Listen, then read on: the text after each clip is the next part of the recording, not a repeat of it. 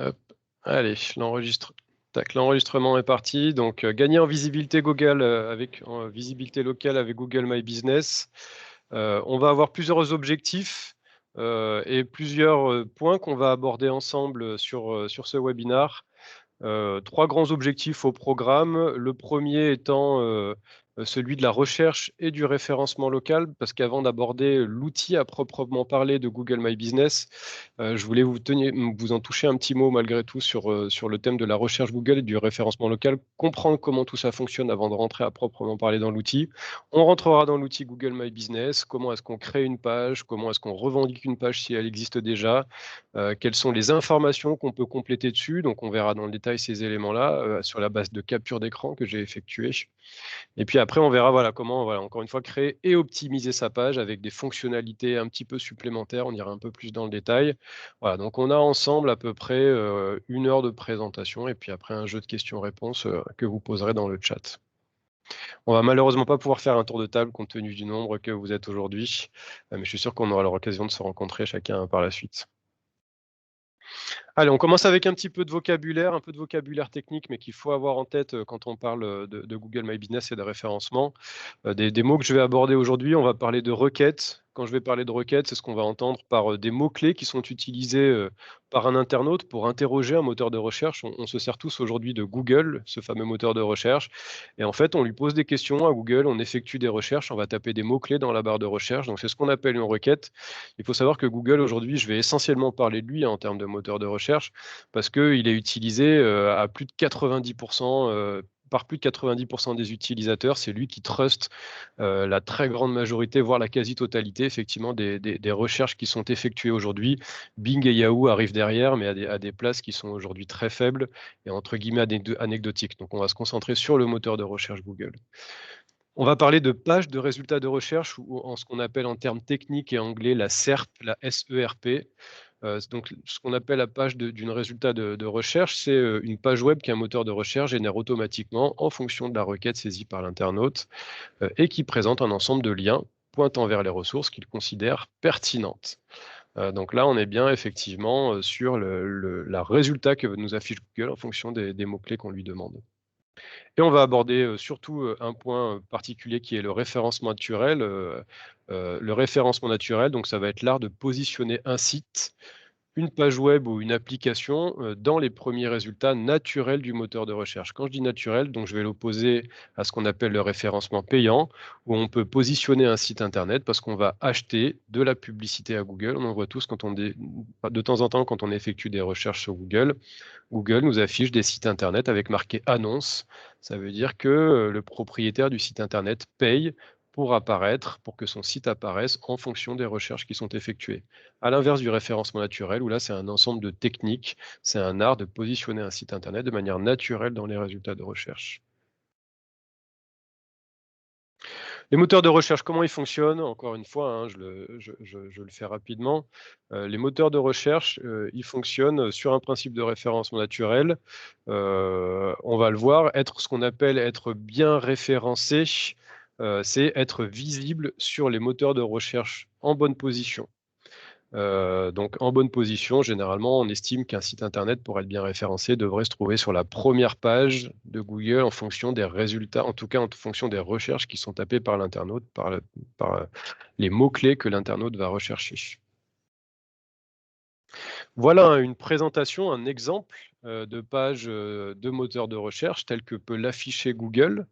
Donc ce qu'on voit, c'est que ces résultats qui sont générés de manière automatique par Google s'affichent en fonction des mots-clés qui sont saisis par l'internaute dans la barre de recherche. Là, je vous prends un exemple, je tape chambre de métier l'Isère, et quand je tape chambre de métier l'Isère sur Google, ce fameux moteur de recherche, voilà les résultats qui s'affichent. On va trouver le site internet sur la gauche, chambre de métier de l'artisanat de l'Isère, et sur la droite, on va trouver cette fameuse fiche, celle sur laquelle on va s'attarder plus longuement aujourd'hui, cette fameuse fiche Google My Business.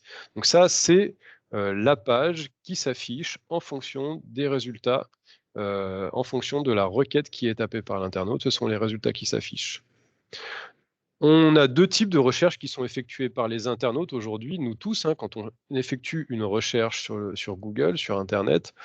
Il y a la première recherche qui est dite navigationnelle, qui représente à peu près 20 du trafic internet aujourd'hui. Ce qu'on appelle la recherche navigationnelle, c'est quand je sais exactement ce que je recherche.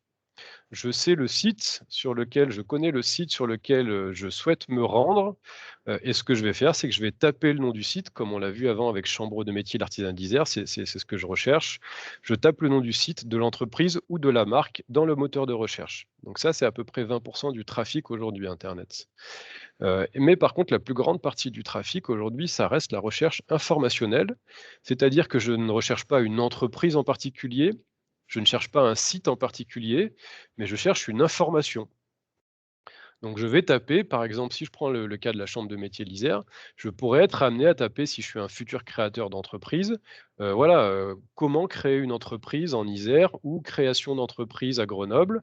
Et donc là, je ne cherche pas la chambre de métier de l'Isère, mais je cherche potentiellement une information sur comment créer une entreprise artisanale sur le département de l'Isère. Et là, tout l'objectif, ça va être de bien réussir, faire en sorte que son site internet, et pourquoi pas le site internet de la Chambre des métiers de l'Isère, ressorte haut dans les résultats de recherche, parce que du coup, on est pertinent pour les chefs d'entreprise, futurs artisans qui cherchent à créer leur entreprise. Donc j'effectue une requête dans le moteur de recherche et j'étudie la liste des résultats pour repérer le site qui me paraît être le plus pertinent en fonction, effectivement, de la recherche que j'ai effectuée. Donc ça, c'est quelque chose qu'on fait tous les jours. Soit je cherche directement un site, et je sais où je veux aller, soit j'effectue une requête informationnelle. Si on fait un focus sur le référencement local, ce qui va nous intéresser aujourd'hui aussi, là, quand on parle plutôt de référencement local, le référencement local, c'est aussi du référencement naturel, hein. Mais concrètement, ce qu'on appelle référencement local, c'est quand on va optimiser le référencement de son entreprise, de son site internet, pourquoi pas, et qu'on va mener plusieurs actions pour apparaître dans les résultats de recherche géolocalisés. C'est-à-dire qu'on va effectuer une requête, pourquoi pas, euh, comment dire, informationnelle, mais avec, on va intégrer dans cette requête qu'on va effectuer à Google, cette demande qu'on va lui faire, on va intégrer, donc on le voit ici, une destination ou un lieu. Et donc on va pourquoi pas chercher, encore une fois, comme je vous l'ai dit tout à l'heure, création d'entreprise artisanale à Grenoble. Et donc là, on a une requête effectivement locale, un référencement local, parce que je ne cherche pas cette information-là au niveau national, mais je cherche une information géographiquement localisée. Donc le référencement local, ça va être toutes les techniques qui vont permettre d'améliorer votre visibilité sur le moteur de recherche Google au niveau local. Et parmi ces techniques, on a bien effectivement la création d'une fiche Google My Business qui est un des outils les plus pertinents, un des premiers outils mis à votre disposition et moi celui que je considère comme étant quasiment indispensable pour toute entreprise. Voilà, c'est cette fameuse page Google My Business parce qu'en termes de référencement local, c'est peut-être aujourd'hui le premier outil et le meilleur outil à utiliser. Donc là, après, je vais vous montrer un ou deux exemples, hein, donc, de résultats locaux. Je vous ai pris un exemple. Donc, si j'étais amené à me servir de Google parce que je cherche une boulangerie à Grenoble, voilà les résultats qui s'affichent donc, sur le moteur de recherche Google, sous le petit onglet numéro 2 qu'on trouve sur la droite. Il va nous afficher effectivement différents résultats. Et ces résultats qui s'affichent là, ces 3 premiers résultats, boulangerie Cagole, du pain sur la planche et Bourbon Entreprise, ce sont des pages Google My Business qui ont été créées par les entreprises. Donc les premiers résultats en termes de référencement local que Google me présente, ce sont ces fameuses pages Google My Business. Donc encore une fois, en termes de référencement, c'est très bon parce qu'il apparaît en tout premier dans les résultats. Ce sont les premiers résultats qui s'affichent pour l'internaute. Donc les résultats locaux, ils sont liés à la fois à la question de la, comment dire, de la requête géographique qui est tapée par l'internaute. L'internaute va taper boulangerie Grenoble, donc forcément les résultats vont être liés aux boulangeries qui se trouvent sur Grenoble. Mais de manière plus générale, les résultats ils sont aussi liés à une question de proximité. C'est-à-dire que quand on va effectuer une requête ou une recherche, que ce soit avec son téléphone ou avec son ordinateur, Google, de manière automatique, alors avec son téléphone, il faut bien avoir son système de positionnement géographique allumé sur son téléphone, son système de GPS.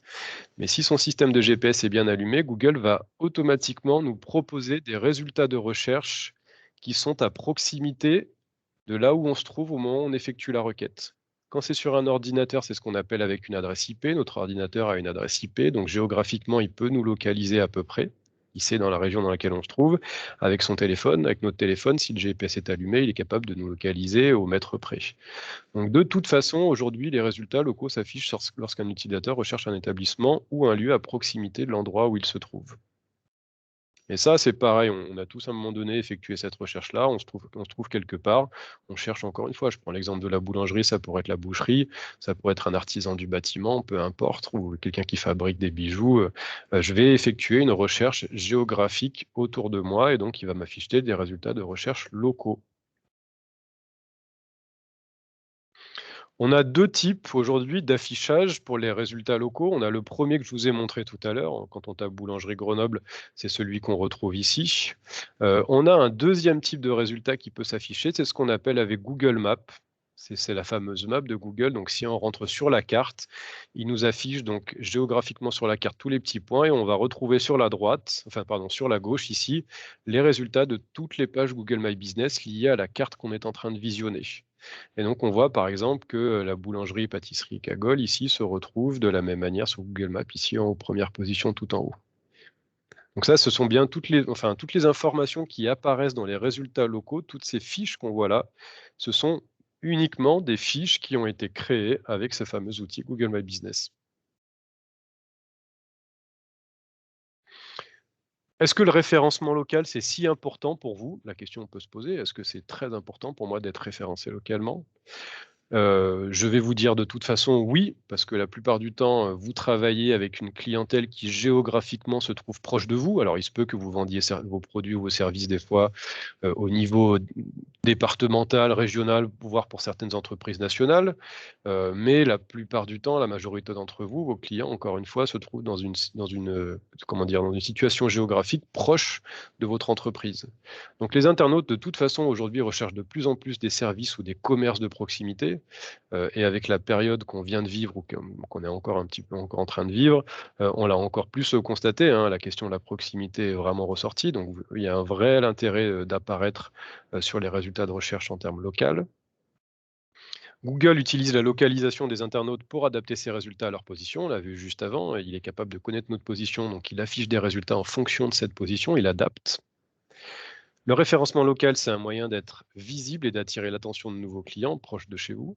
Et on voit que de toute façon, aujourd'hui, 30% des recherches effectuées sur Google à propos d'une enseigne locale aboutissent derrière à un acte d'achat en moins de 24 heures. Donc généralement, quand on cherche, si on trouve ce qu'on était en train de chercher grâce aux résultats de recherche locaux de Google, derrière, c'est parce qu'on a un réel intérêt tout de suite, soit pour effectuer un achat, soit pourquoi pas, si je prends l'exemple d'un coiffeur ou d'une esthéticienne, pour aller prendre un rendez-vous.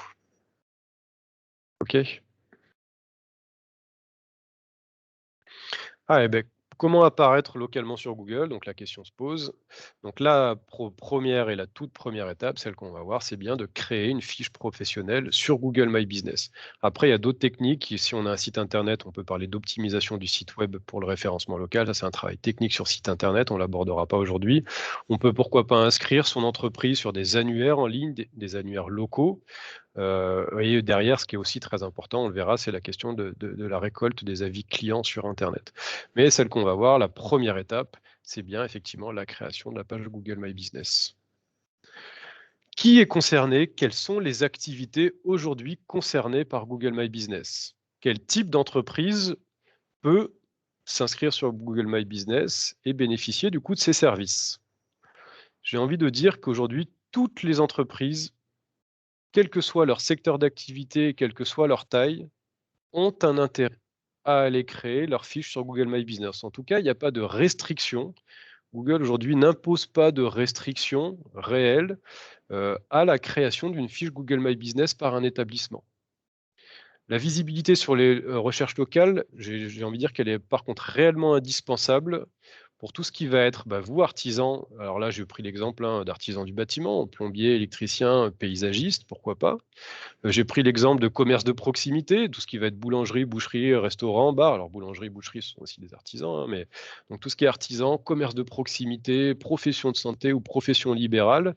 En bref, toutes les entreprises de services qui ont un besoin de services ou de vente de produits, qui ont un besoin de rencontrer leurs clients, d'être en contact avec leurs clients, ont un intérêt très certain à aller être présent sur Google My Business. Il n'y a pas de restriction d'activité. La question qu'on me pose souvent, c'est je ne possède pas de boutique. Moi, j'ai pas de lieu physique où j'accueille mes clients. Est-ce que j'ai malgré tout un intérêt? Est-ce que je peux utiliser Google My Business? Avec ou sans adresse physique, vous pouvez tout de même figurer sur les moteurs de recherche Google via une fiche Google My Business.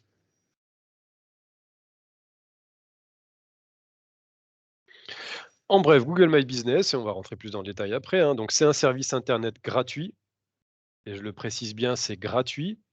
Ça ne coûte rien du tout à l'entreprise pour aller créer sa page sur Google My Business.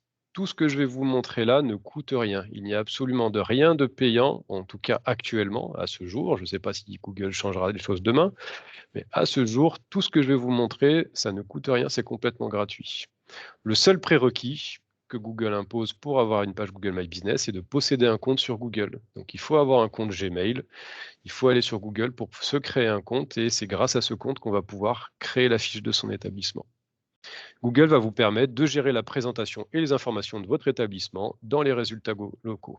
Comment on utilise Google My Business? On le verra de toute façon soit depuis le navigateur web, c'est-à-dire qu'on va sur son ordinateur, on se connecte à Google My Business et derrière on va gérer sa fiche, soit aujourd'hui il existe aussi une application mobile que vous pouvez avoir sur votre téléphone qui va vous permettre effectivement de gérer votre page Google My Business, de modifier les informations, d'aller regarder un petit peu tout ça.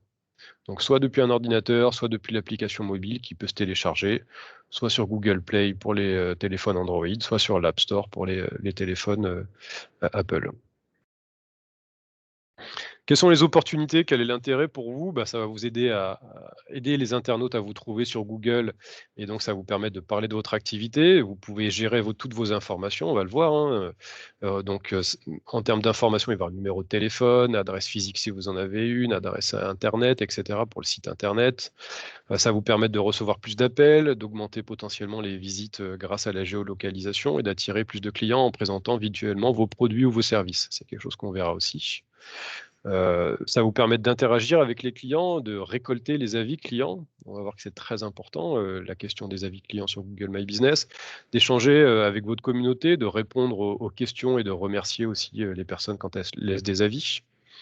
Et aussi de développer la marque, parce qu'on améliore sa position sur Google en termes de référencement. Encore une fois, on est bien référencé quand on a une page Google My Business localement. Ça peut générer plus de trafic vers son site internet et ça permet un petit peu de gagner en notoriété si on a des bons avis qui sont laissés par ses clients.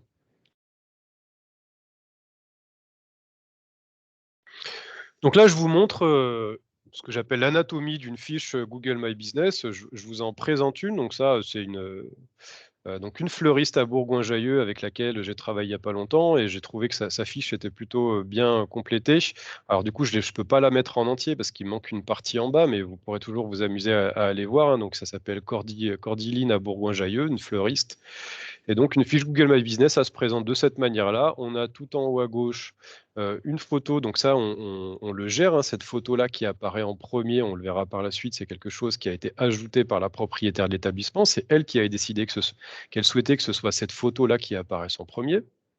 On a une photo de l'extérieur, ce qu'on appelle photo de l'extérieur. À partir du moment où on rentre une adresse qui s'affiche, Google va afficher la photo que lui a prise grâce avec cette fameuse, enfin on l'a tous vu un petit peu des fois, ça nous est arrivé, ce qu'on appelle la Google Car, cette voiture qui se déplace avec un appareil photo à 360 degrés et qui prend les photos des rues et des façades d'immeubles, etc. Et qui du coup, quand on indique une adresse sur sa fiche Google My Business, il va effectivement faire ressortir la photo de l'extérieur.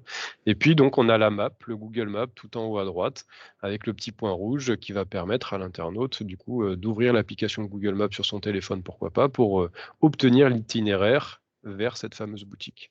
On a le nom qu'on donne à sa fiche Google My Business, ici Cordiline. On a ici une image qui correspond au logo, donc ça c'est pareil, c'est le chef d'entreprise qui le rend, ce fameux logo à droite, avec la petite feuille d'un petit peu de palmier rouge ou rose sur fond noir. Un bouton avec un lien qui mène vers le site internet, un bouton itinéraire, on peut enregistrer une fiche ou appeler parce qu'elle a rentré son numéro de téléphone, on le voit ici, le 04 74 28 20 00, donc c'est le numéro de la boutique. Et donc si je clique sur appeler depuis mon téléphone, ça va m'ouvrir l'application de coup de téléphone et je vais pouvoir directement passer un appel à cette entreprise. On a ici ce qui s'affiche sur une fiche Google My Business, ce sont tous les avis. Donc la note moyenne obtenue sur 5 et le nombre d'avis laissés sur la fiche Google My Business. 71 avis pour une note moyenne de 4,7 sur 5 pour cette entreprise. Donc ça, c'est un élément ultra important. On a la catégorie avec la commune qui s'affiche en dessous, fleuriste à Bourgoin-Jallieu. On va voir comment effectivement ça s'intègre. L'ensemble des services disponibles, ça c'est le chef d'entreprise qui décide de les afficher. L'adresse physique, on en rentre tous ces horaires d'ouverture. Un lien vers le site internet, encore une fois, le numéro de téléphone, et après on le verra, on peut aussi rajouter des produits sur une fiche Google My Business. Donc ça, c'est un peu l'anatomie actuelle d'une fiche Google My Business, j'ai envie de dire bien complétée, qui est bien présentée. Allez, donc on va rentrer dans le système de création. On va se poser la question, comment est-ce qu'on crée sa fiche pas à pas? Donc le prérequis et la première chose à faire pour pouvoir accéder au module de création de la fiche Google My Business, c'est bien de posséder un compte Google. Donc vous allez sur Google et vous allez cliquer sur connexion, créer un compte, et vous allez devoir créer un compte. Donc vous créez un compte soit avec une nouvelle adresse Gmail issue de Google, donc vous allez créer une nouvelle adresse, soit vous pouvez créer un compte sur Google avec une adresse Internet, une adresse mail d'un autre fournisseur. Vous avez par exemple une adresse chez Hotmail ou chez Yahoo ou chez Orange ou chez SFR. Vous allez pouvoir créer un compte sur Google avec une autre adresse mail. Et une fois que vous avez créé un compte sur Google, vous allez pouvoir vous rendre sur le lien que je vous ai indiqué ici, donc sur google.com/business. Je le remets ici en gros. Et donc, ça va vous permettre d'accéder, quand vous êtes connecté à votre compte Google, vous voyez tout en haut, généralement, il y a votre logo, enfin, ou vos initiales qui s'affichent, et il y a une petite grille de points, là, de 9 points. Et quand je clique dessus, je vais pouvoir accéder à ce petit outil, là, Google My Business, qui apparaît ici, qui va me permettre de gérer ma fiche.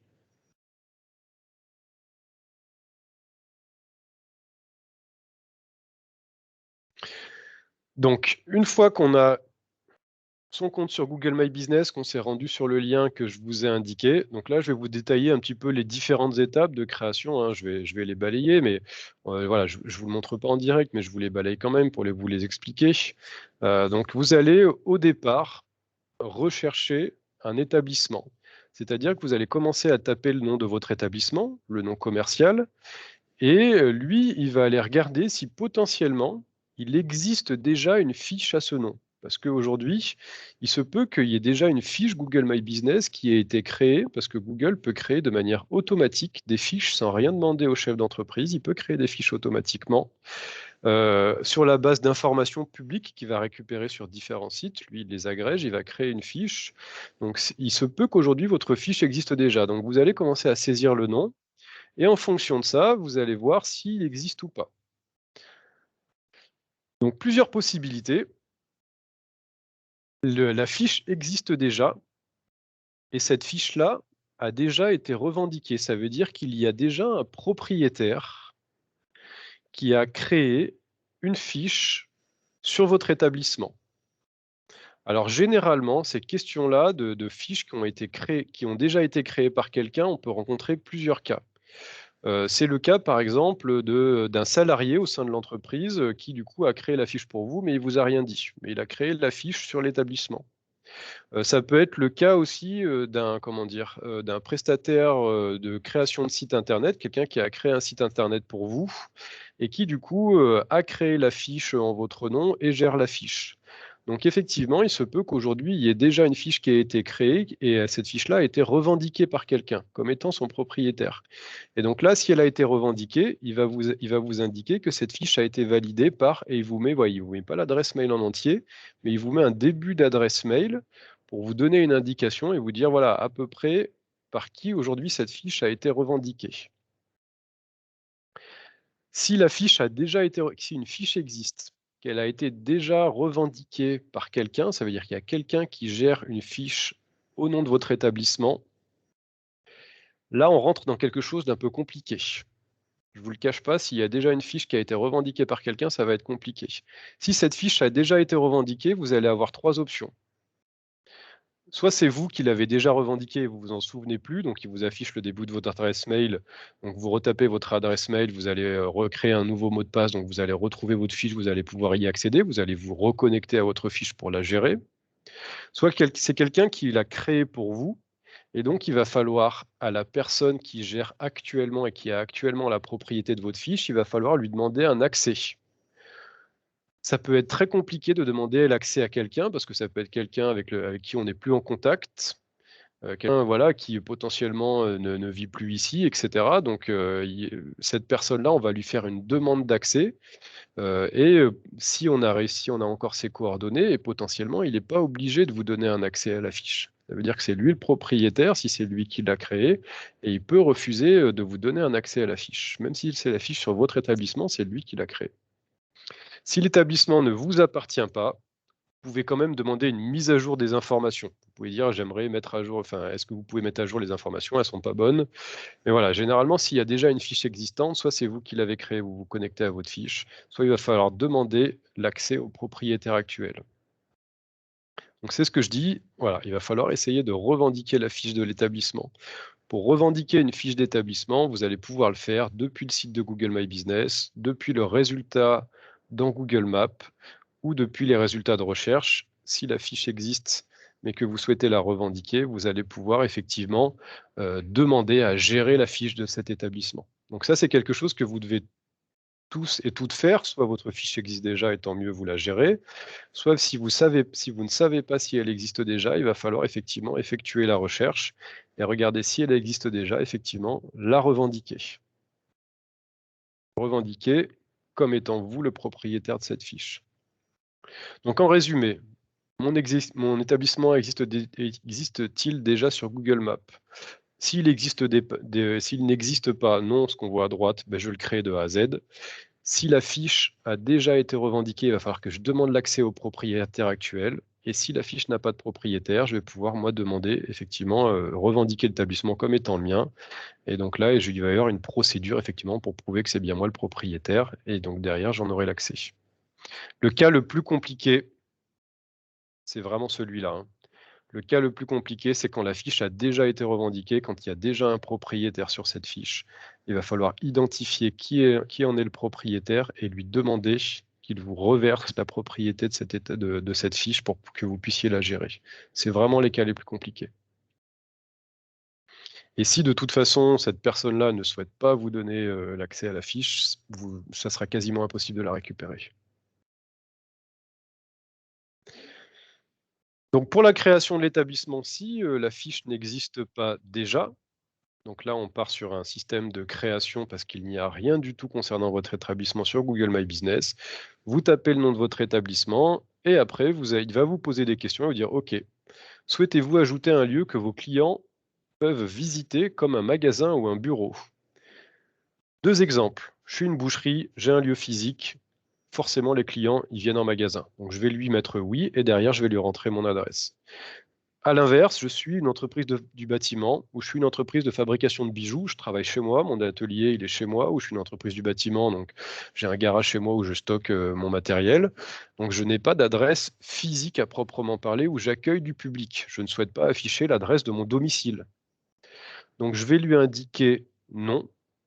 Et derrière, je vais pouvoir, malgré tout, rentrer ce qu'on appelle une zone de chalandise. Et donc, il y aura malgré tout, par rapport à la commune, il y aura une indication à peu près approximative de la commune sur laquelle vous vous trouvez. Et après, vous allez pouvoir lui dire, voilà, moi maintenant, j'interviens ou je vends mes produits et mes services sur le département de l'Isère, sur la région Auvergne-Rhône-Alpes ou sur la France entière. Donc, je vais pouvoir comme ça choisir ce qu'on appelle des zones de chalandise qui s'afficheront. L'adresse exacte ne s'affichera pas pour l'internaute, mais il verra de manière générale où vous situez, encore une fois à la commune, et après vous allez pouvoir sélectionner des zones de service ou zones de chalandise entre guillemets. Donc ça, il faut bien avoir conscience que même si on n'accueille pas de public, donc là on lui indique non, et derrière on va pouvoir malgré tout afficher quelque chose.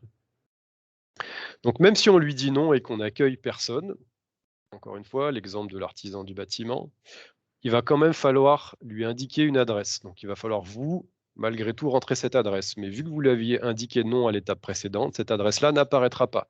C'est juste là un aspect administratif pour Google My Business. Il faut malgré tout lui rentrer une adresse. Et on verra aussi pourquoi par la suite. Donc on lui indique l'adresse de son établissement. Donc après, l'établissement, lui, automatiquement sur la base de l'adresse, il va mettre comment dire, le petit marqueur sur la carte. Et ça, ce petit marqueur-là, des fois, il n'est pas forcément ultra bien placé. Donc on a toujours la possibilité manuellement d'aller le replacer pour qu'il soit placé exactement à l'endroit où se trouve votre boutique si vous souhaitez l'afficher. Ça, encore une fois, vous avez toujours la possibilité, comme il vous le dit, hein, de modifier l'emplacement de votre établissement et de modifier l'emplacement de ce marqueur manuellement. Parce que des fois, on rentre une adresse, mais il ne comprend pas tout. Ou en tout cas, il se trompe. Ensuite, il va falloir sélectionner une catégorie pour votre activité. On l'a vu tout à l'heure, Cordiline, c'était fleuriste. Donc là, il va falloir choisir une activité parmi toutes celles qui sont intégrées dans la base de données de Google. Vous ne pouvez pas taper votre propre activité avec vos propres mots. Vous allez commencer à chercher une activité en tapant les mots-clés liés à votre activité personnelle. Et oui, il va falloir, parmi toutes les catégories qu'il vous propose, sélectionner celle qui, d'après vous, se rapproche le plus de votre activité principale. Encore une fois, vous n'aurez pas la possibilité de vous taper du texte libre. Il va falloir choisir une catégorie parmi toutes celles qui sont proposées. Des fois, c'est un peu compliqué parce qu'on ne trouve pas la catégorie exacte par rapport à ce qu'on fait. Donc, il va falloir, en fouillant par mots-clés, aller chercher celle qui, d'après vous, se rapproche le plus de votre activité principale. Ça, c'est un peu un des inconvénients aussi quand on crée des fiches Google My Business. Voilà, on est obligé d'aller chercher parmi les catégories existantes. Après, il vous demande quelles coordonnées souhaitez-vous partager avec vos clients. Donc, est-ce que vous avez un numéro de téléphone de contact? C'est celui qui apparaîtra sur la fiche. Est-ce que vous avez ce qu'on appelle une URL de site web? Si vous avez un site internet, si vous rentrez l'adresse de votre site internet, il y aura le petit bouton site web qui apparaîtra. Et donc, les utilisateurs, en cliquant dessus, seront reversés vers votre site internet, seront dirigés vers votre site internet. Alors, quand je dis site internet, ça peut être votre site internet à vous qui vous est propre. Ça peut être le lien vers votre page sur les réseaux sociaux. Par exemple, j'ai une page sur Facebook, je ne vais pas mettre l'URL de mon site internet, mais je vais mettre l'URL de ma page Facebook. Donc je vais aller récupérer dans la barre de recherche quand je suis sur Facebook le lien vers ma page et je vais l'intégrer ici. Donc quand les gens vont cliquer sur site web, en fait, ils seront redirigés vers ma page Facebook. Ou ça peut être, si je prends l'exemple de création de bijoux, ça peut être pourquoi pas vers une boutique qu'on a sur Etsy. Etsy étant une place de marché, un lieu où on vend ses bijoux en ligne, je peux rediriger automatiquement les utilisateurs vers Etsy. Encore une fois, en fait, ce qu'on appelle, c'est une URL. Une URL, c'est l'adresse d'un site internet, quel qu'il soit. Réseaux sociaux, place de marché, son propre site internet, ou un site internet où on va faire de la réservation en ligne. Par exemple, je suis esthéticienne ou coiffeuse, j'ai un site internet sur lequel les personnes peuvent aller réserver en ligne des prestations. Voilà, je peux mettre l'adresse du site internet sur lequel elles peuvent effectuer la réservation. OK ? Et une fois qu'on a rentré tout ce premier niveau d'information, il vous dit: «OK, maintenant on va terminer et l'objectif, ça va être de valider cet établissement».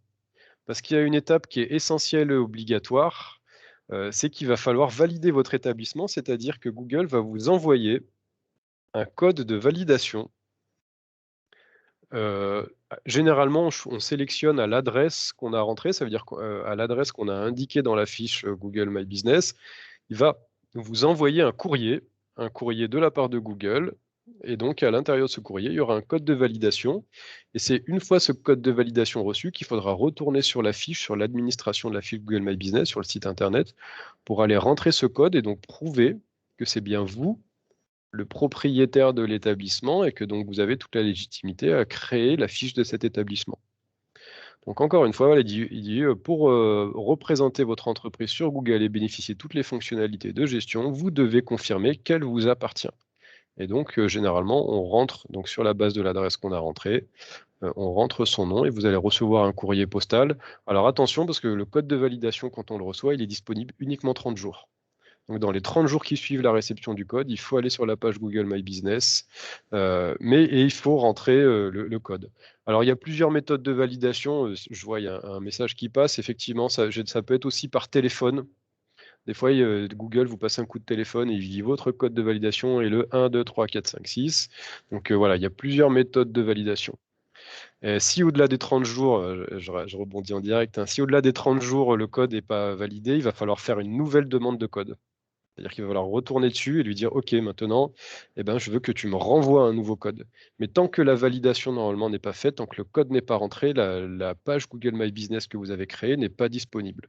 Ça veut dire qu'elle reste en stand-by et Google attend la validation avec le code pour qu'elle s'affiche dans les résultats. Ça, c'est ce qu'on appelle l'interface administrateur. Donc, une fois qu'on a fini ces différentes étapes-là, et même même avant la validation, vous avez accès en fait à cette administration de votre fiche. Alors là, je vous ai mis l'administration de la fiche de Google My Business de la Chambre de métier de l'artisanat de l'Isère. Et donc, on va retrouver sur la gauche, ici, là, différents menus. On va les regarder un petit peu. Le plus important étant celui des infos, dans lequel vous allez venir rentrer. Alors, on a déjà rentré quelques informations sur les étapes précédentes, et c'est dans celui-ci qu'on va venir compléter l'ensemble des informations liées à sa fiche Google My Business. Quand je parle d'informations, donc c'est effectivement le nom de l'entreprise, c'est la catégorie, c'est le numéro de téléphone, c'est le lien vers le site internet, et donc après, ça va être tout ce qui va être horaire d'ouverture. C'est là-dedans qu'on va rentrer tous les horaires d'ouverture. C'est là-dedans qu'on va pouvoir rentrer différents services qu'on propose. C'est dans celui-ci qu'on va pouvoir ajouter une description supplémentaire de son établissement. Donc, on va pouvoir indiquer sur plusieurs lignes ce qu'on propose exactement, au-delà de la simple catégorie qu'on a sélectionnée. Donc, c'est dans cet onglet info, effectivement, celui-ci est peut-être l'onglet le plus important de votre fiche Google My Business, parce que c'est là que vous allez rentrer toutes les informations liées à votre établissement. Hop, tac. Donc ça, je remets l'étape indispensable pour valider la propriété. Donc je vous remets une slide là-dessus, mais bon, on en a déjà parlé. Effectivement, vous allez recevoir le courrier, etc. Et c'est là que je vous mets attention, ce code n'est valable que 30 jours. Donc la checklist pour bien configurer une fiche Google My Business, si on devait reprendre un petit peu quelques points essentiels, c'est de toute façon faire valider sa fiche, bien définir son nom et ses coordonnées, choisir une catégorie principale, et après, vous le verrez aussi quand vous rentrerez sur la fiche Google My Business, il y a une catégorie principale qui s'affiche. On l'a vu tout à l'heure pour Fleuris Bourgoin-Jallieu. Et après, on peut sélectionner des sous-catégories. Alors, n'allez pas, je crois que c'est peut-être 3 catégories maximum, en sachant qu'il y en a une principale qui s'affiche, et des sous-catégories, elles permettent de donner un peu d'informations supplémentaires sur ce que vous faites. Essayez de choisir des catégories qui sont en relation les unes avec les autres. Dites-moi pas que vous êtes à la fois garagiste et fleuriste. Ça aurait aucun intérêt. Par contre, vous êtes peut-être garagiste et carrossier. Donc, vous faites de la mécanique et de la carrosserie. Donc voilà, ça, c'est des choses qui sont en relation. Donc voilà, vous pouvez sélectionner plusieurs sous-catégories, mais faites attention qu'elles soient bien en relation, en sachant qu'il n'y en a qu'une seule qui va s'afficher sur votre fiche. Bien définir ses horaires d'ouverture, bien compléter la description, c'est important. Donc ça, c'est pareil dans l'onglet qu'on a vu juste avant, information, vous allez compléter votre description. Bien mettre un lien vers votre site internet ou votre page sur les réseaux sociaux, ou le site sur lequel on peut acheter vos produits ou faire des réservations. On le verra, voilà, la question des visuels aussi, toutes les photos que vous pouvez rajouter, on le verra par la suite. Voilà, faire attention à la qualité visuelle des photos que vous ajoutez. Et il va falloir essayer de récolter et gérer les avis clients. On va revenir dessus aussi parce que c'est un élément important. Donc les règles d'or, c'est plus votre fiche sera complète, mieux elle sera classée parmi les résultats de recherche, parmi toutes les fiches existantes. Donc essayez au maximum de compléter cette fiche, vraiment au maximum. Profitez de tous les outils que met Google à votre disposition sur cette fiche Google My Business pour parler de votre entreprise, pour faire connaître votre entreprise. Dites-nous ce que vous faites. Encore une fois, essayez de la compléter au maximum. Description précise, avantages concurrentiels, donc ça c'est dans l'onglet info. C'est un petit peu ce qu'on appelle les services, voilà, qu'on peut rajouter. Est-ce qu'il y a du parking? Est-ce qu'il y a du Wi-Fi? Quel jour c'est ouvert? Voilà, tous ces éléments-là. Rajoutez des photos, mettez à jour vos horaires d'ouverture s'ils se modifient. Il se peut que par exemple pendant l'été, vous ayez des horaires d'ouverture qui ne soient pas les mêmes que pendant l'hiver, donc mettez bien à jour vos horaires d'ouverture. Il n'y a rien de pire que pour un magasin physique vous indiquez des horaires d'ouverture et du coup, les personnes se rendent devant et que le magasin soit fermé.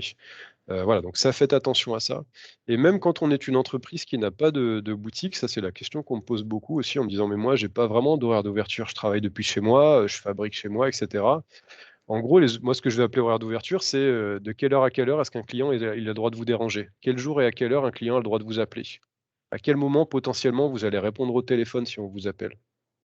Donc si vous mettez 24 heures sur 24, faut pas s'étonner que des fois, bah, les clients, ils regardent sur votre fiche et ils voient, à 22 heures ouvert et ils vont passer un coup de téléphone à 22 heures. Donc là, voilà, c'est mettez des horaires d'ouverture, même si vous n'accueillez pas de clients en boutique ou à domicile, mettez des horaires d'ouverture qui correspondent à vos amplitudes horaires de travail malgré tout. Et la question des commentaires, on va y revenir, mais encore une fois, j'en parle encore une fois. Essayez au maximum d'obtenir des avis clients sur votre fiche Google My Business. Incitez vos clients à poster leur avis sur cette fiche Google My Business, incitez-les et veillez à répondre régulièrement aux avis qui sont laissés. Je vous montrerai à la fin, je vous montrerai une autre fiche que je trouve plutôt intéressante. J'étais avec elle hier à la Côte-Saint-André, un restaurateur qui est plutôt bon sur cet aspect-là. Je vous montrerai l'exemple. Et après, bah, Google va vous proposer des fonctionnalités supplémentaires. Donc là, je vais en détailler 4 et je finirai là-dessus, sur des fonctionnalités supplémentaires qui sont à votre disposition. Alors voilà, là, les avis clients, on va en reparler. La question des actualités, des offres ou des événements, ce qu'on appelle des posts. Google My Business vous permet un petit peu à la mode ou à la méthode d'un réseau social, d'un Facebook essentiellement, de publier des actualités. Donc vous avez la possibilité de publier des actualités sur votre page Google My Business. Vous pouvez consulter des statistiques de visite et vous pouvez ajouter des photos. Je vous montrerai un autre exemple aussi où on peut carrément ajouter des produits sur une page Google My Business. La première des fonctionnalités, c'est celle de la gestion des avis clients et c'est peut-être la plus importante sur Google My Business. Tous, quand on effectue une recherche et qu'on voit une fiche Google My Business affichée, euh, on voit ces petites étoiles, on voit le nombre d'avis clients, on voit la note moyenne. C'est quelque chose auquel on va faire très attention, auquel on va porter beaucoup d'importance aujourd'hui. Nous, en tant que consommateurs, c'est quelque chose auquel on va faire très attention. Donc, il faut essayer de récolter les avis au maximum.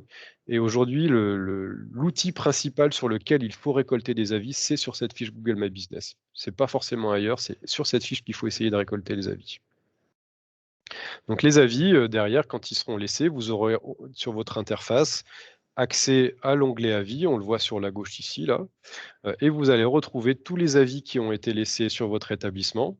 Et pour chacun d'entre eux, en tant que propriétaire de l'établissement, en tant qu'administrateur de cette fiche, vous avez le petit bouton pour aller y répondre. Donc en cliquant sur répondre ici, vous allez pouvoir dire bah, merci beaucoup pour votre commentaire, ça nous fait très plaisir. Tous les jours, on se démène pour faire plaisir à nos clients, au plaisir de vous rencontrer très vite. Enfin voilà, peu importe, hein. On n'est pas obligé d'en mettre des lignes à chaque fois, mais je vous recommande, pour pas dire que c'est une injonction, mais je vous recommande vraiment de répondre à chaque avis qui est laissé sur votre fiche Google My Business ou sur n'importe quelle autre, n'importe quelle autre plateforme. À partir du moment où il y a un avis qui est laissé, il faut y répondre. Et que ce soit un avis positif comme négatif. On a souvent tendance à plutôt répondre aux avis négatifs, mais quelqu'un qui vous encense et qui vous dit que vous êtes super et que votre produit ou votre service il est génial, il faut aller apporter une réponse. Il faut lui dire que du coup vous êtes content d'avoir pu rendre service, etc., que le produit lui plaise. Il faut répondre à tous les avis. Il faut obtenir plus d'avis et il faut y répondre. Donc l'affichage des avis clients après, bah, il s'affiche comme ça, hein, que ce soit sur la gauche, donc sur la fiche, sur l'ordinateur ou sur le téléphone sur la droite. On a voilà la façon dont s'affichent, les avis clients. Et là on voit, hein, sur la droite sur le téléphone, quelqu'un qui dit, «Je m'y rends régulièrement et ça se voit dans mon jardin» et cetera. Super magasin qui répond à tous mes besoins de jardinage. Et voilà et garde à nu, le propriétaire de la fiche répond: «Merci beaucoup pour votre avis positif». Rien que ça déjà, c'est déjà une réponse et ça apporte quelque chose. La deuxième fonctionnalité qui est à exploiter sur les fiches Google My Business, c'est celle des posts, ces fameuses publications. Alors c'est pareil, quand on est dans l'administration, ici, si je reviens un petit peu en arrière, sur la gauche, vous voyez, il y a AI, il y a message et il y a post. Et donc c'est en cliquant sur cet onglet post que vous allez accéder à cette fonctionnalité-là qui va vous permettre de faire des publications. Alors vous avez là, dernièrement, ils avaient créé un truc pour faire des posts sur les infos Covid-19 pour dire par exemple, je suis fermé, je suis ouvert ou il y a que j'ai que un certain nombre de clients dans ma boutique, et cetera. Donc on pouvait faire ça. Mais on peut faire des publications, par catégorie, soit des offres, soit des nouveautés, soit des événements. Donc voilà, ils vous proposent différentes catégories de posts, et après vous allez pour chaque post effectivement, comment dire? Taper, un titre, taper, un texte. Donc on le voit là, je vous ai mis un exemple en bas à droite. Ça, c'est une couturière avec laquelle je travaille, et qui sur sa fiche Google My Business, Amandine Couture à clé, sur sa fiche Google My Business, fait des publications. Donc il y en a en date de juin, de juillet. E-boutique, l'ensemble de mes produits est disponible à la vente sur, et donc si on clique derrière, ça rend et c'est sûr, donc elle est présente sur, Etsy, je crois, je ne sais plus exactement. Et donc en cliquant sur savoir plus, je vais avoir accès à une information supplémentaire. Encore une fois, c'est Google My Business met à ma disposition un outil supplémentaire pour parler de moi et parler de mes actualités. Un peu à la mode du réseau social. Donc pour écrire un bon post, voilà, encore une fois, on a 4 catégories: nouveautés, événements, offres ou produits, et chacun d'entre eux derrière a un objectif différent. Faire découvrir une nouveauté, faire profiter d'une offre, par exemple, c'est moins 10 sur tous les produits, ou faire découvrir un nouveau produit, avec, voilà, gardez en tête votre objectif commercial, mais pensez à l'internaute. Un titre clair, une photo qui donne envie, une description facile à comprendre, un bouton cohérent, est-ce que c'est un bouton acheter ou nous contacter, et un lien vers la page d'atterrissage où le client pourra finaliser son action.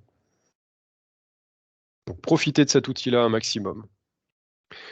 Une autre fonctionnalité, c'est celle des statistiques. Donc la page Google My Business vous donne accès à des statistiques de vues sur votre page. Donc ça, alors ça, c'est la page, je vois qu'il y en a qui, qui sont bouche bée. Ça, c'est les statistiques issues de la page Google My Business de la Chambre de métier et de l'artisanat de l'Isère. Voilà, on est une institution, il y a plus de 36 000 ressortissants, en Isère, 36 000 entreprises artisanales. Donc c'est normal qu'on ait des statistiques qui soient très élevées, hein. Souvent on nous recherche, voilà, ne serait-ce que pour venir nous voir, pour se déplacer, pour des rendez-vous, et cetera, ou pour nous appeler parce qu'on a une plateforme téléphonique pour renseigner, les artisans ou les futurs artisans, les porteurs de projets. Donc voilà, c'est normal qu'on ait effectivement des statistiques qui soient importantes. Vous aurez accès à toutes ces statistiques malgré tout, pour voir, voilà, combien de fois votre fiche a été vue, est-ce que c'était plutôt dans les résultats de recherche, sur la map de Google, et quelles ont été, on le voit en bas à droite là, quelles ont été les requêtes qui ont été effectuées par les internautes et qui ont permis aux internautes d'afficher votre fiche d'établissement. Donc on voit que nous, sur la période juillet-septembre 2021, donc enfin, les recherches ont déclenché l'affichage de la fiche de la Chambre de métiers d'Isère, et la majorité d'entre elles, c'était sur Chambre des métiers Grenoble. Donc c'est essentiellement sur cette requête-là, Chambre des métiers Grenoble, que la fiche Google My Business de la Chambre des métiers d'Isère s'affiche pour les internautes. Donc ça donne en plus de ça un peu une information sur quelles sont les requêtes qui sont effectuées par les internautes et qui ont amené Google à présenter notre fiche.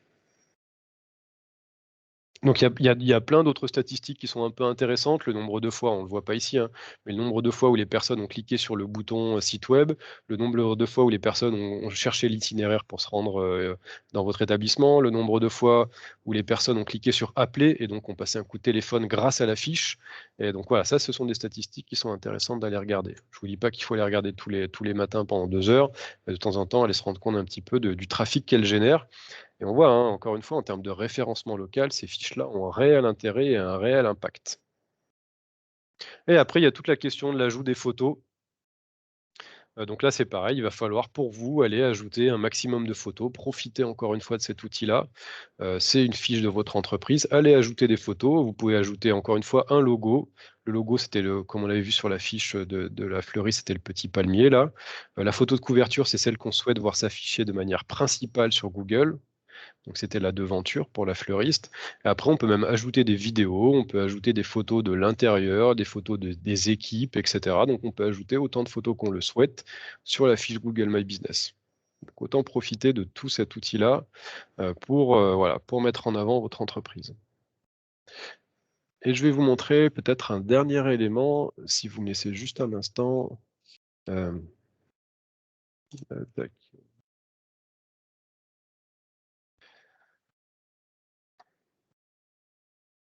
Alors, je ne vais pas prendre celui-là, je vais reprendre l'autre.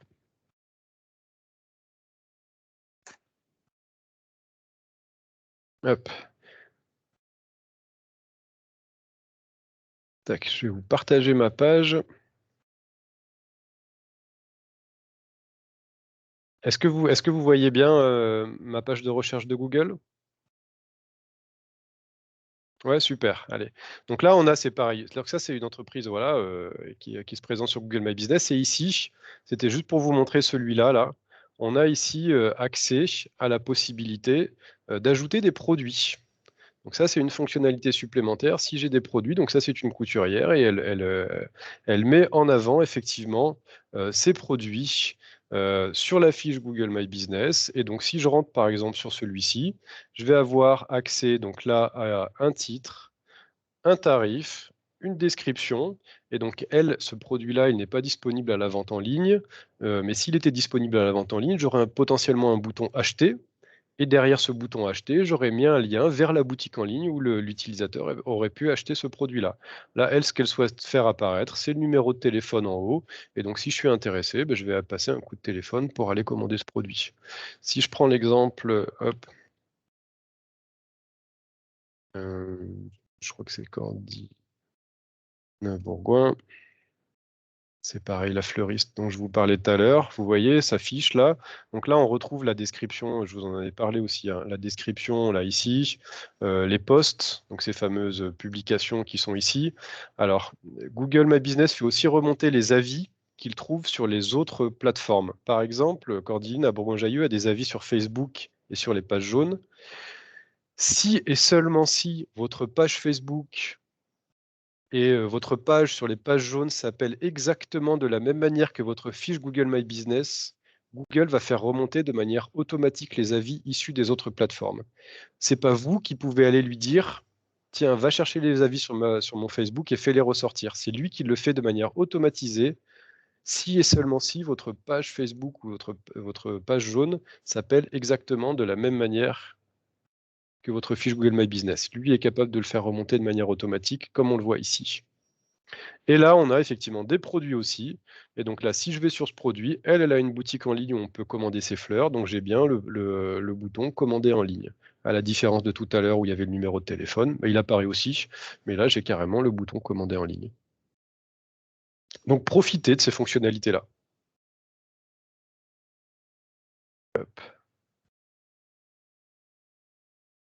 Allez, je vais revenir à ma présentation.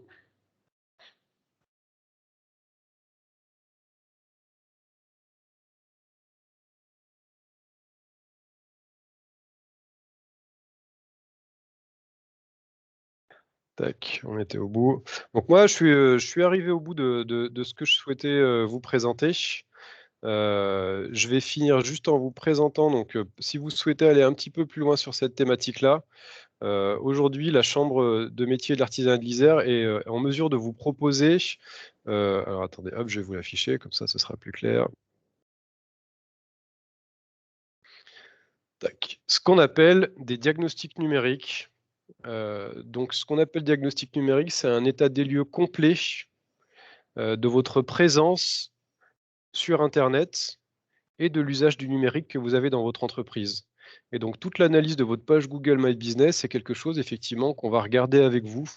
Donc ça, c'est cet état des lieux, ce diagnostic numérique ça prend une heure et demie, hein. On le fait soit en entreprise, soit par visioconférence. Ça se fait très bien par visioconférence.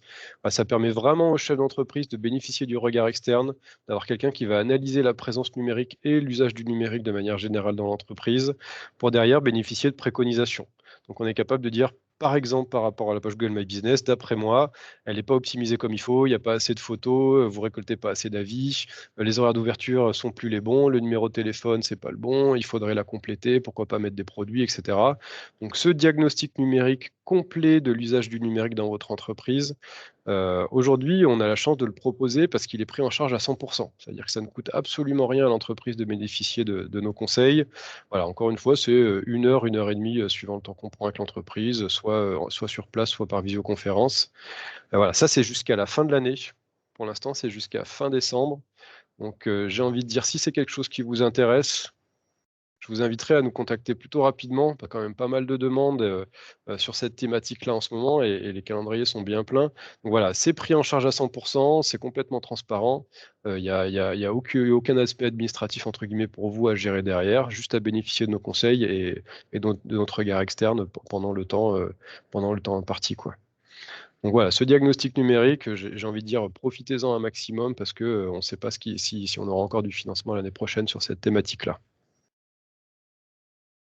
Et après, ce diagnostic, il peut aussi déboucher sur de l'accompagnement individuel, parce que voilà, je vous parle du diagnostic, de l'état des lieux. Après, voilà, ça peut être un accompagnement individualisé, ça peut être pourquoi pas une formation. Derrière, on a différents types de formations à proposer.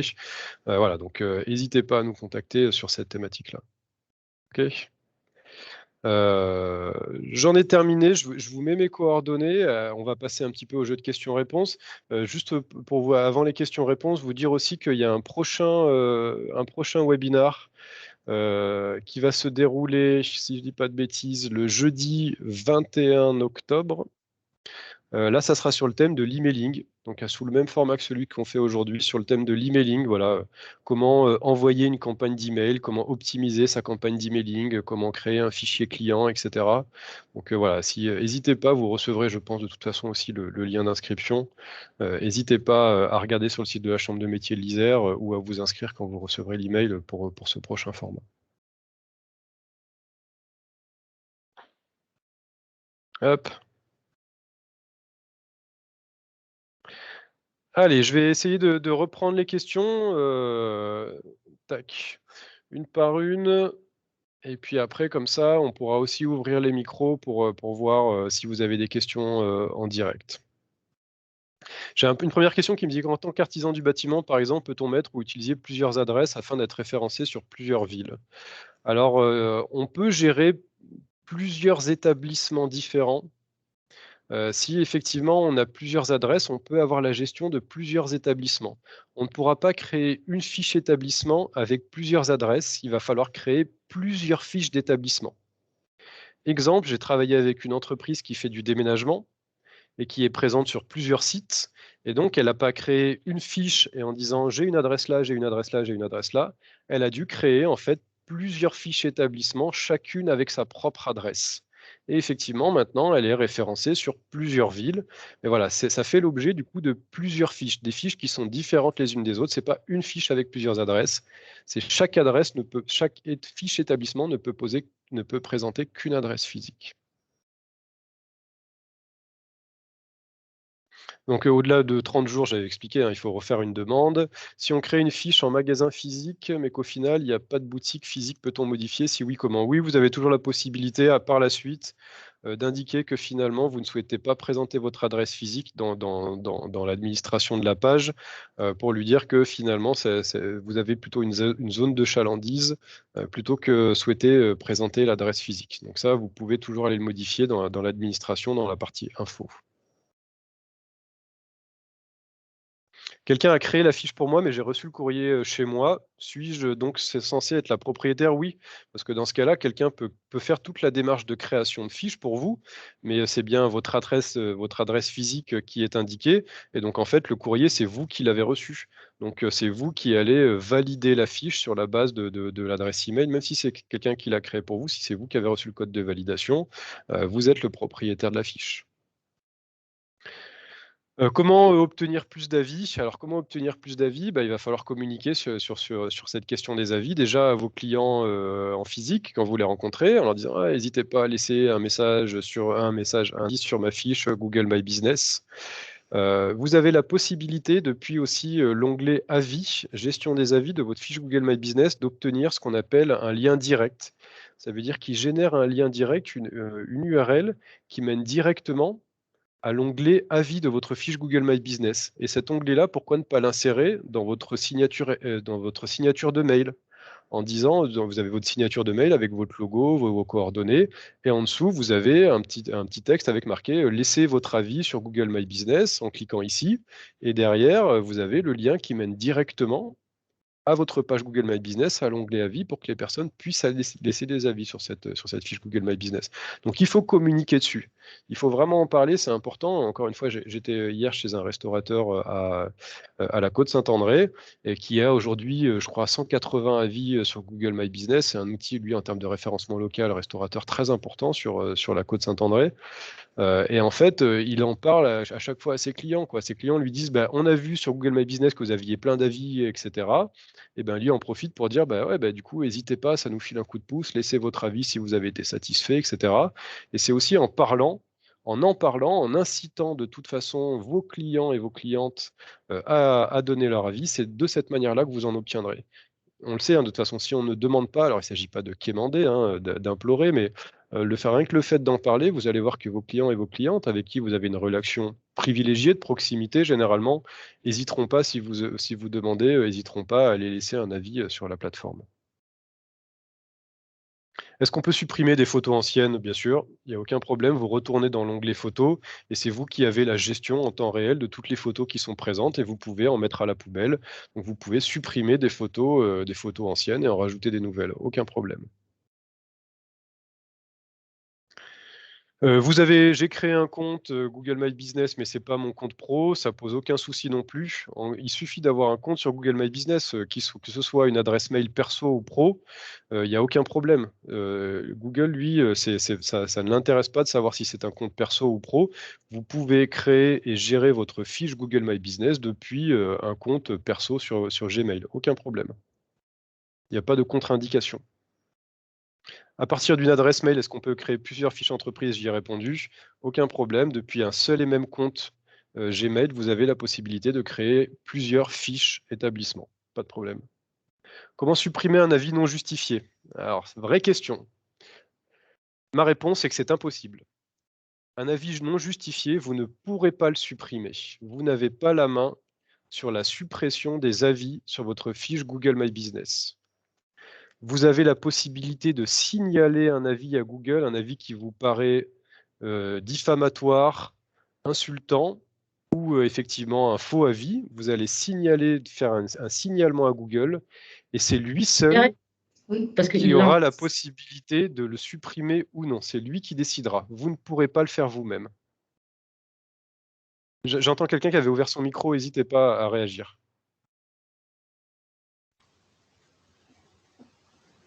Oui, on vous écoute? Non? Bon. Et ben voilà, encore une fois, j'insiste bien là-dessus, vous ne pouvez pas supprimer vous-même les avis. Ça, de toute façon, c'est effectivement un des désavantages. Voilà, vous pouvez signaler, mais vous ne pouvez pas supprimer. Donc vous êtes effectivement dépendant de la plateforme. Je ne sais pas si on m'entend. Si, on vous entend, allez-y. Alors, c'était pas moi tout à l'heure, mais effectivement, j'ai eu le cas là par rapport à un magasin qui ne m'appartenait pas, en fait, mais il y avait un avis diffamatoire qui avait été mis. Et en fait, j'en ai fait la demande à Google, mais ils n'ont jamais rien fait derrière. Hein. Voilà, le problème, c'est que c'est Google. Hein. Donc, voilà. il va pas passer trop de temps à aller s'amuser à analyser chaque petit avis de chaque petite entreprise dans le monde entier. Donc, malheureusement, on est dépendant et effectivement, il est très, très, très compliqué, voire quasi impossible de réussir à enlever des avis. Sauf si effectivement, il y a une insulte, s'il y a un gros mot dans le truc ou si vraiment ça paraît déplacé.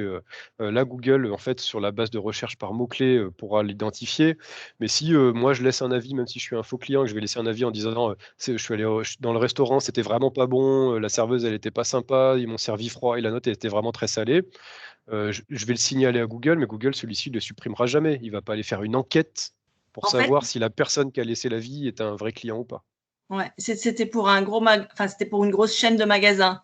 Mais en fait, il a fallu que ce soit vraiment la chaîne même qui demande à Google pour que ça se fasse. Voilà, c'est effectivement très complexe sur ce côté-là, la question des avis. Sur les faux avis ou les avis insultants, voilà, vous ne pourrez pas les supprimer vous-même. Alors du coup, ce que je vous invite à faire quand on ne peut pas supprimer, c'est y répondre. Et si ça paraît être un commentaire qui est un faux commentaire ou un commentaire qui n'est pas justifié, il faut aller y répondre. Ça veut dire que des fois, il y a des personnes qui mettent juste une étoile, on ne sait pas pourquoi, mais sans aucun commentaire. Il faut aller poser la question en disant: «Bah, écoutez, je ne comprends pas, est-ce qu'on se connaît? Vous êtes client de chez moi, quel produit, quel service vous avez acheté?» Ou alors dire: «Bah, je suis désolé, mais cet avis-là, vous n'êtes pas un client de chez moi, on ne se connaît pas, donc votre avis, je ne le prends pas en compte». Enfin voilà, il faut aller apporter une réponse quand on considère que l'avis est pas justifié. C'est déjà la première des choses à faire avant potentiellement d'essayer de le signaler, sous réserve que Google veuille bien le supprimer.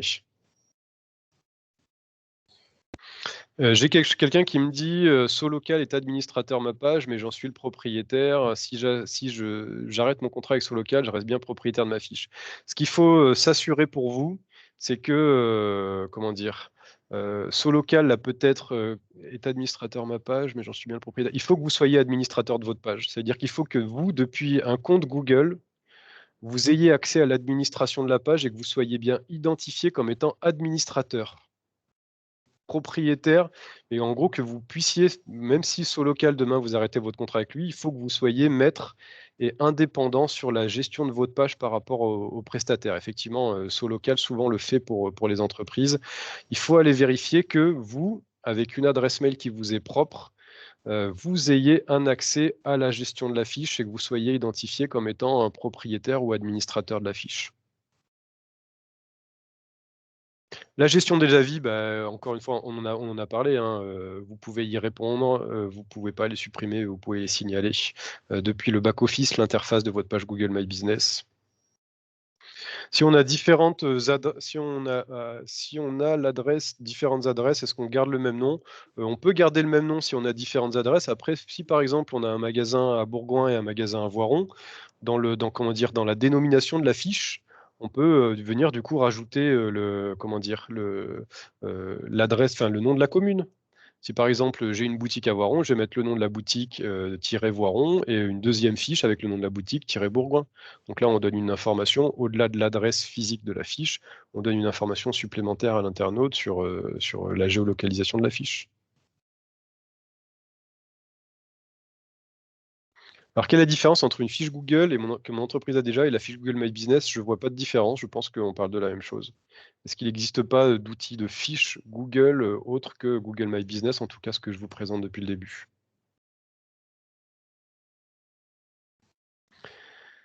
Encore une fois, la question du compte pro, on l'a vu, OK. Dans le cas de plusieurs fiches, peut-on les lier ou cela reste des fiches différentes avec des noms et des avis différents? Ce sont des fiches différentes. Si on a plusieurs fiches établissements, même si elles sont liées au même propriétaire, à savoir il y a une personne qui a créé les plusieurs fiches, malheureusement, on ne peut pas les lier et donc on ne peut pas faire ressortir les avis de l'un sur l'autre. Si par exemple on a 100 super avis sur la fiche de la boutique de Voiron, je ne vais pas pouvoir faire sortir les 100 avis sur la fiche de Bourgoin-Jallieu. C'est pas possible.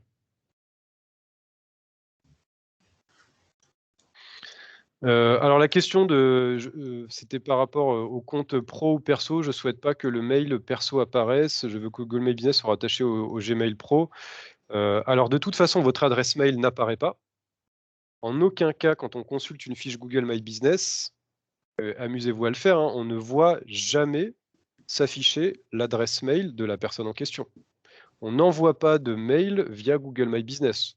Enfin, on peut envoyer un mail, mais il est envoyé directement sur la plateforme, mais en aucun cas sur une fiche Google My Business, on ne voit s'afficher le mail de la personne ou le compte, l'adresse mail de la personne qui a créé cette fiche-là. C'est comme quand on va sur Facebook, sur une page Facebook, je ne vois pas l'adresse mail de la personne qui l'a créée. Donc l'adresse mail en question n'apparaît pas. Après, si malgré tout vous souhaitez la rattacher au Gmail Pro, vous avez toujours la possibilité d'aller rajouter un administrateur à votre fiche. Et donc, vous allez, en gros, sur votre fiche Google My Business et vous allez pouvoir rajouter un administrateur. Et donc, vous allez dire le nouvel administrateur de cette fiche, son adresse mail, c'est celle-là. Et donc là, vous allez rentrer votre adresse mail pro. Et donc, sur votre adresse mail pro, vous allez recevoir un email en disant telle personne souhaite partager la propriété de sa fiche avec vous. Et donc, en gros, vous allez rattacher la propriété de la fiche à une nouvelle personne. Parce qu'une seule fiche Google My Business peut être rattachée à plusieurs propriétaires. Donc en gros, on va donner un droit de propriété à sa nouvelle fiche, à la nouvelle adresse Gmail. Mais encore une fois, en aucun cas, l'adresse mail en question qui a permis de créer la fiche s'affiche sur votre fiche Google My Business.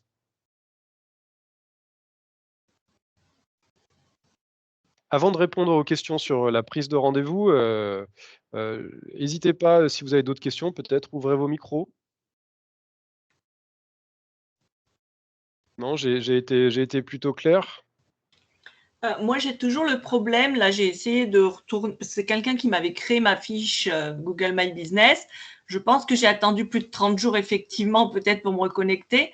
Mais alors, j'ai réussi à modifier les horaires comme ça. Mais par contre, j'arrive rien à modifier d'autre parce qu'alors, je tourne en rond. Il me réapproprie la fiche, mais en fait, j'arrive toujours pas à modifier. Quand je modifie, il me redemande est-ce que vous voulez. Enfin, voilà. D'accord, bah ça concrètement, il faudrait qu'on le voit, en individuel. Mm. Là, il faudrait vraiment qu'on prenne un rendez-vous ensemble et c'est quelque chose qu'on pourra regarder avec moi ou avec un ou une de mes collègues. Regarder de manière plus précise effectivement, la problématique que vous rencontrez là. Alors, C'est assez difficile. je vais re-regarder par rapport à tout ce que vous nous avez dit quand même. Mmh. Effectivement, si j'y arrive pas, ben, je vous demanderai un rendez-vous, oui. Ouais, bien sûr, n'hésitez pas. Encore une fois, je vous dis, on est là pour ça, hein, que ce soit pour le diagnostic ou de toute façon lors du diagnostic, on fait déjà un premier niveau de conseil, donc après, on pourra regarder, de quoi vous avez besoin exactement.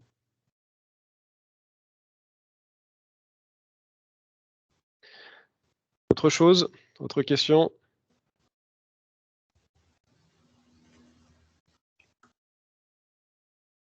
Non? Allez, eh ben, écoutez, il me reste plus qu'à vous remercier, tous et Merci à toutes, vous. d'avoir participé. Du coup, merci pour vos questions. Vous avez mes coordonnées pour la prise de rendez-vous. Bah, moi, je vous mets mon adresse mail, vous l'avez sous les yeux. Vous avez même ma ligne directe.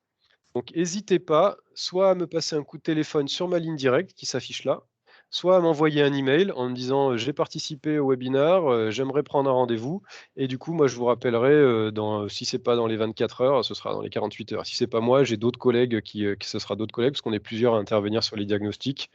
Donc, voilà, faites-moi un mail, passez-moi un coup de téléphone, laissez-moi un message si je réponds pas et vous aurez de nos nouvelles très, très rapidement. Donc c'est la méthode la plus facile pour prendre rendez-vous pour les diagnostics.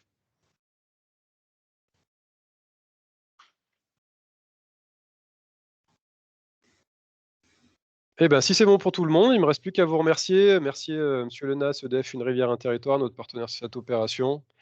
Vous souhaitez, une belle après-midi. Je vous dis à très bientôt et peut-être pour le prochain webinar, donc sur le thème de l'emailing, le jeudi 21 octobre sur les mêmes horaires.